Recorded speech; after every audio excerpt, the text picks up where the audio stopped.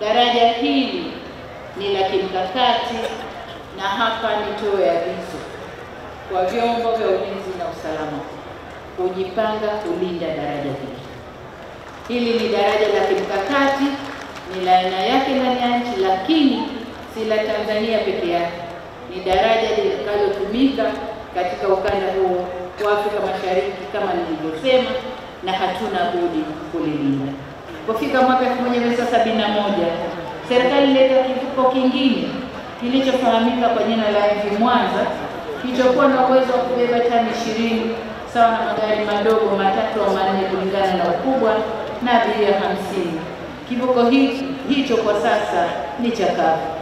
Jitihada za serikali hazikuishia hapo, kwani mwaka mmoja baadaye, mwaka 1972, serikali iliongeza kivuko kingine kilichojulikana kwa jina la Geita Ferry, ikiwa na uwezo wa tani 65, ambacho kilibeba magari matatu na abiria 100.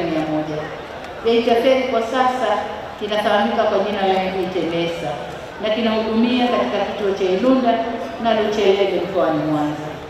Mnamo mwaka 1977 serikali ilinunua kivuko kingine ambacho kilifahamika kwa jina la MV Sabasaba chenye uwezo wa tani 85 na kilibeba magari 10 madogo na abiria 330.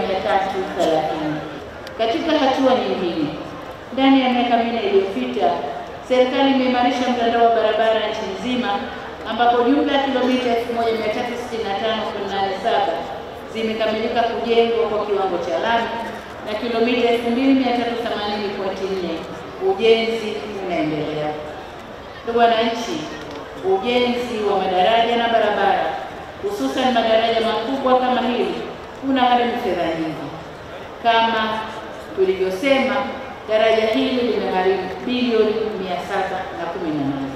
Hivyo sote tuweke umuhimu wa kipekee katika kuenzi rasilimali hii kubwa iliyowekezwa kwenye sekta ya ujenzi.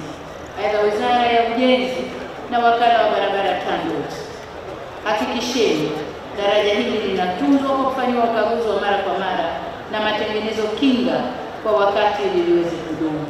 Waswahili wanasema kitunze ili kidumu. Aidha, nitumie fursa hii kuwaasa madereva kuwa makini na wazingatie tahadhari zote zinazohusu usalama wa daraja hili. Ndugu zangu, pamoja nasi hapa leo tupo na familia ya hayati Dr. John Pombe Magufuli wakiongozwa na ndugu wangu Janet Magufuli. Nikiangalia nyuso zao naiona faraja ya kukamilika kwa daraja hili. Napenda nichukue tena fursa hii kutoa pongezi zangu za dhati kwa Wizara ya Ujenzi, TANROADS, mkandarasi na mhandisi mshauri kwa kazi nzuri walioifanya ya kujenga daraja hili kwa kiwango cha juu sana vya ubora. Baada ya kusema hayo, sasa nifanye kazi tuliyojia hapa. Kwanza ya ufunguzi wa daraja hili, nitangaze kwamba na kutamka kuwa daraja la Dr. John Pombe Magufuli linalounganisha Kigongo na Busisi lenye urefu wa kilomita 3 na barabara unganishi zenye urefu wa kilomita 1.66 sasa limefunguliwa rasmi.